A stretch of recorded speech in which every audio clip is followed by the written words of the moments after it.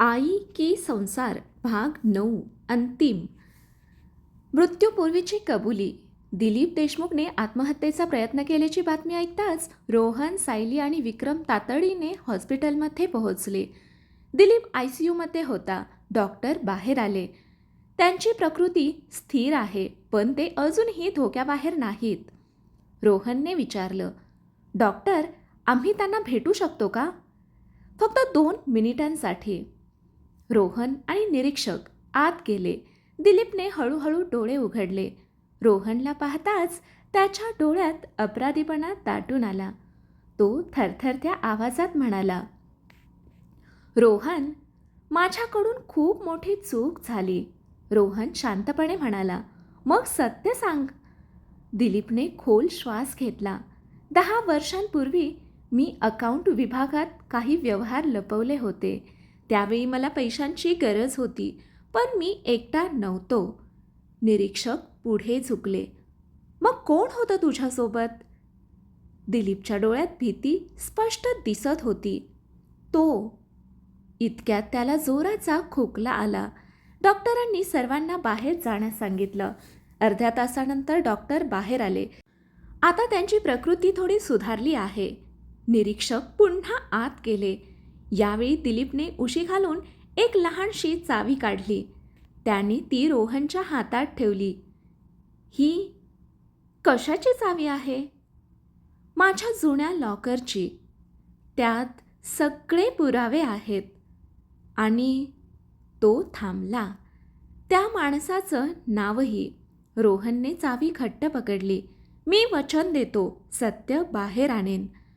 दिलीपच्या चेहऱ्यावर हलकंसं समाधान दिसलं. दुसऱ्या दिवशी सकाळी रोहन, सायली आणि निरीक्षक बँकेत पोहोचले. दिलीपच्या लॉकरसमोर सगळे उभे होते. चावी फिरवण्यात आली. लॉकर उघडला. आत एक फाईल, काही जुनी कागदपत्र आणि एक सीलबंद लिफाफा होता. लिफाफ्यावर लिहिलं होतं, हे पत्र फक्त रोहननेच उघडावं. रोहनचे हात थरथरत होते. त्याने लिफाफा उघडला. पत्रात पहिलंच वाक्य वाचून त्याचा चेहरा पांढरा पडला. सायली घाबरून म्हणाली, रोहन, काय झालं? रोहन हळू आवाजात म्हणाला, हे अशक्य आहे. या कटाचा संबंध आपल्या कुटुंबाशी नाही, तर माझ्या स्वतःच्या भूतकाळाशी आहे. सायली आणि निरीक्षक स्तब्ध झाले. भूतकाळाचा हिशोब, या कटाचा संबंध माझ्या भूतकाळाशी आहे. रोहनच्या तोंडून हे शब्द ऐकताच सायलीच्या हातातील फाईल खाली पडली. रोहन, स्पष्ट सांग, पत्रात काय लिहिलं आहे? रोहनने स्वतःला सावरलं आणि पत्र मोठ्याने वाचायला सुरुवात केली. रोहन, तू हे पत्र वाचत असशील म्हणजे मी कदाचित सत्य सांगण्याच्या स्थितीत नसेन. 10 वर्षांपूर्वी मी केलेली आर्थिक फसवणूक माझी चूक होती, पण त्यानंतर मी एका अशा व्यक्तीच्या जाळ्यात अडकलो ज्याने अनेक लोकांचा वापर स्वतःचा फायदा करून घेण्यासाठी केला.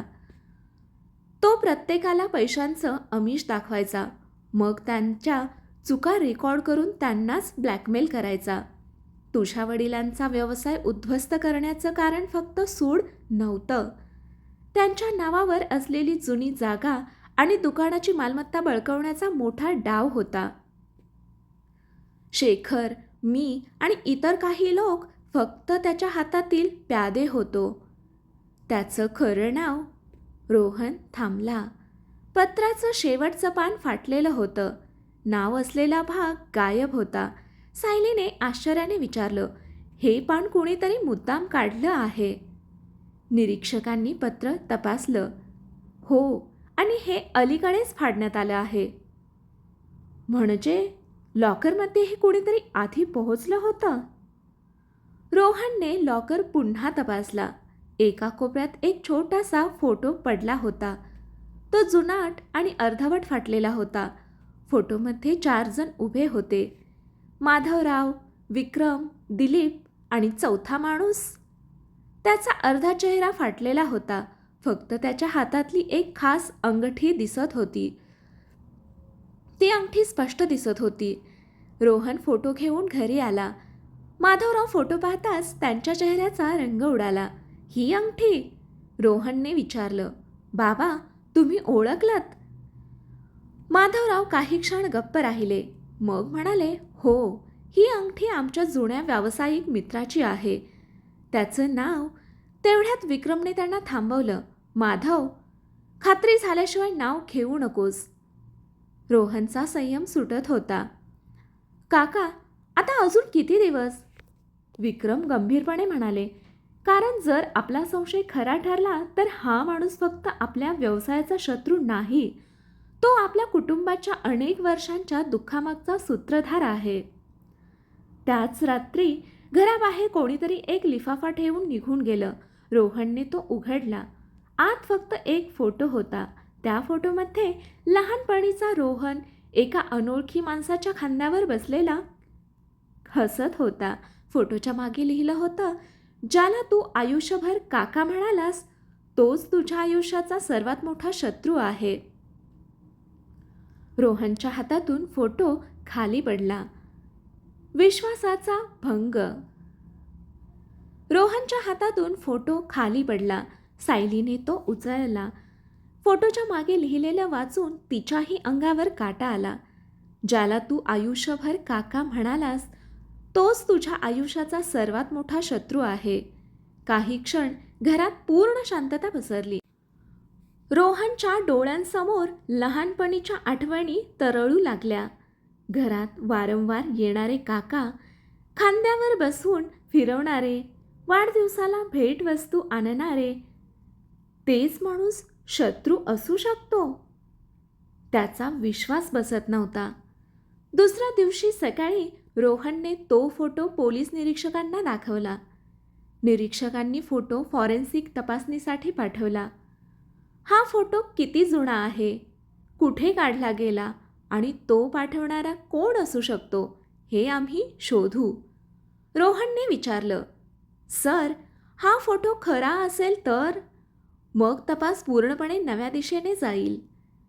घरी आल्यावर माधवरावांनी फोटो पाहिला. त्यांच्या डोळ्यात अश्रू आले. ते खुर्चीवर बसले. हा फोटो आमच्या दुकानाच्या उद्घाटनाच्या काही वर्षांपूर्वीचा आहे. सायलीने विचारलं. बाबा, त्या माणसाचं नाव सांगा. माधवरावांनी डोळे मिटले. त्याचं नाव रमेश काका. रोहन दचकला. रमेश काका? हो, ते तर आपल्या प्रत्येक आनंद दुःखात सोबत होते. माधवराव पुढे म्हणाले. पण नंतर ते अचानक दुसऱ्या शहरात गेले आणि आमचा संपर्क तुटला. रोहनच्या मनात प्रश्नच प्रश्न होते. त्याचवेळी निरीक्षकांचा फोन आला. मिस्टर रोहन, आम्हाला फोटोबद्दल महत्त्वाची माहिती मिळाली आहे. काय? फोटोच्या मागे लिहिलेलं हस्ताक्षर. हो, ते शेखरचं नाही.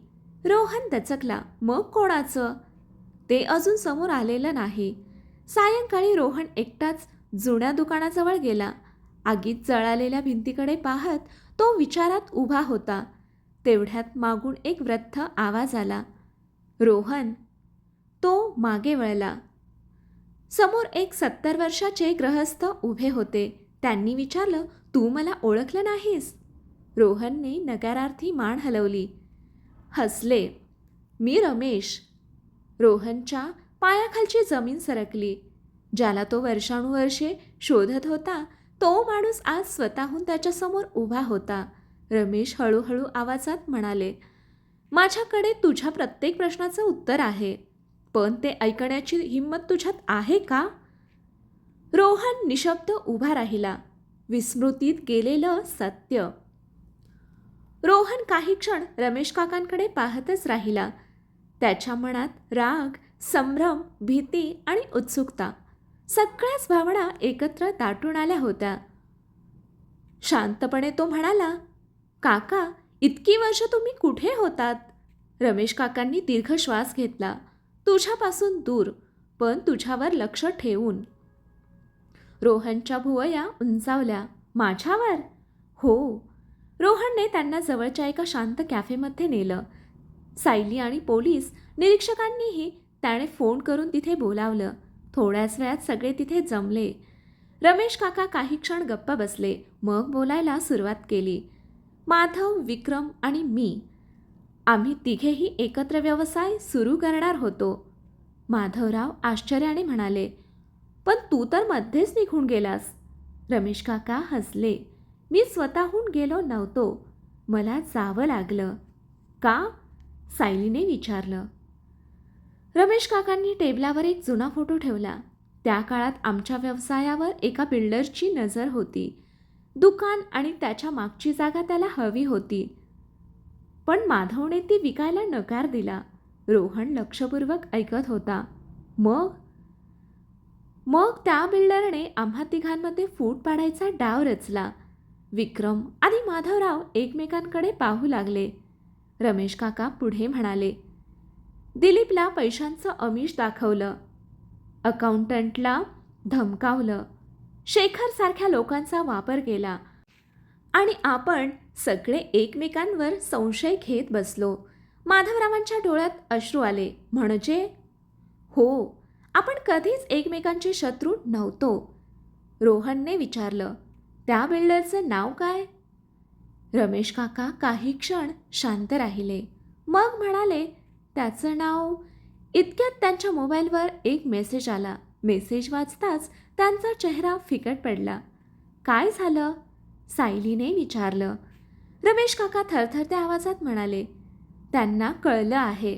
कोणाला? मी परत आलोय आणि सत्य सांगायला सुरुवात केली आहे. तेवढ्यात कॅफेबाहेर जोरात ब्रेक लागल्याचा आवाज आला. एक काळी SUV येऊन थांबली. त्यातून 4 माणसं खाली उतरली. त्यांच्या नजरा थेट रमेश काकांवर होत्या. रोहन उठून त्यांच्यासमोर उभा राहिला. कोण आहात तुम्ही? त्यातील एक जण थंड आवाजात म्हणाला, रमेशला आमच्यासोबत यावं लागेल, नाही तर यावेळी तुमच्या कुटुंबाला वाचवायला कोणीही येणार नाही. सायलीने घाबरून रोहनचा हात पकडला. रोहन मात्र ठामपणे पुढे सरसावला. आता ही लढाई फक्त सत्यासाठी नव्हती, तर आपल्या माणसांना वाचवण्यासाठीही होती. अखेरचा सामना.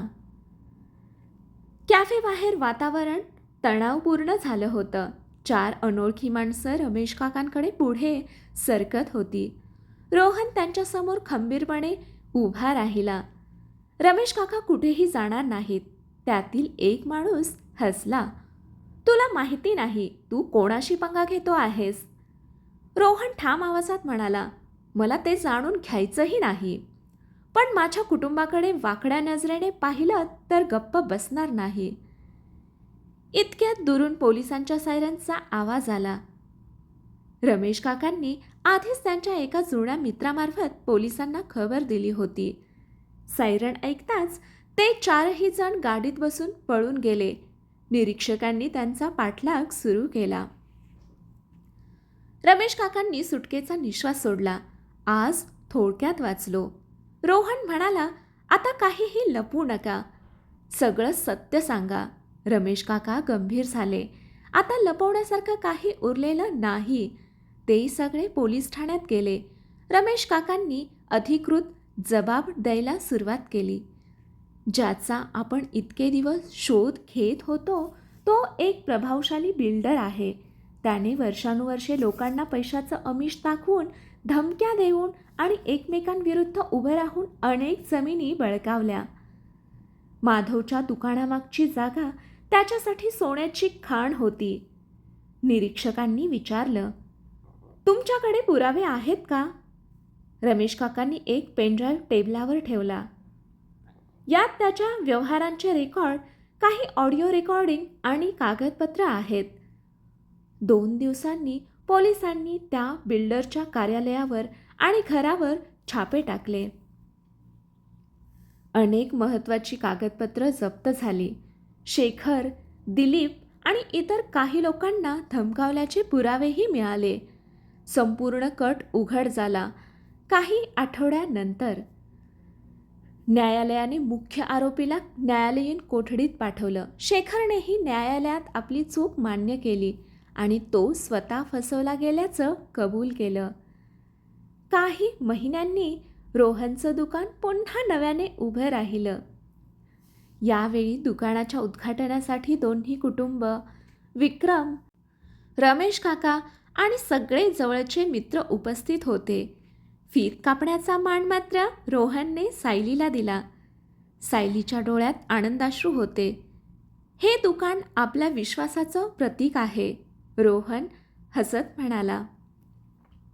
आणि आपल्या नव्या आयुष्याची सुरुवात ही. विहान धावत आला. आई, बाबा, आता आपण कायम एकत्र राहणार ना? रोहन आणि सायलीने त्याला मिठीत घेतलं. हो राजा, आता कोणतंच संकट आपल्याला वेगळं करू शकणार नाही. सुलभाताई आणि माधवराव एकमेकांकडे पाहून हसले. जुन्या चुका मागे पडल्या होत्या. नात्यांना नव्याने सुरुवात मिळाली होती. नव्या आयुष्याची सुरुवात. 6 महिने उलटून गेले होते. रोहनचं दुकान आता पूर्वीपेक्षा जास्त जोमाने चालू होतं.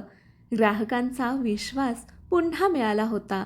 विक्रम आणि माधवराव पुन्हा एकत्र व्यवसायात सहभागी झाले होते. यावेळी मात्र दोघांनी एक नियम ठरवला होता. कोणताही निर्णय एकमेकांशी बोलल्याशिवाय घ्यायचा नाही. सायलीनेही तिची नोकरी सुरू ठेवली होती, पण आता ती स्वतःसाठी आणि कुटुंबासाठी वेळ काढायला शिकली होती. रविवार म्हणजे फक्त कुटुंबाचा दिवस. विहानची शाळा, त्याचे खेळ, त्याच्या छोट्या छोट्या इच्छा आणि रोहन आणि सायली दोघेही मनापासून पूर्ण करत होते. एके दिवशी विहान म्हणाला, आई बाबा, मला काही मागायचं आहे. दोघेही हसले. बोल राजा. मला मोठं घर नको, महागडी खेळणी नकोत.